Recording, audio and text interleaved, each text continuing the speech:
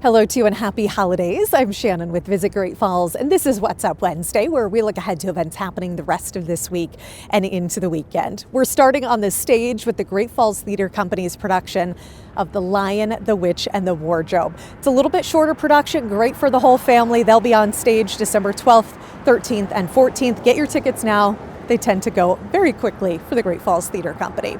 Also coming up this weekend on Saturday, you can head to the Interpretive Center for a chance to maybe give kids a little more independence in their holiday shopping. It's the Kids Secret Shopping event happening all day at the Interpretive Center. Parents and guardians can go make some ornaments, enjoy some Christmas movies, some coffee and cookies, while the kids go with staff to the gift shop there, where they can find some low price items that they can get all by themselves for this holiday season.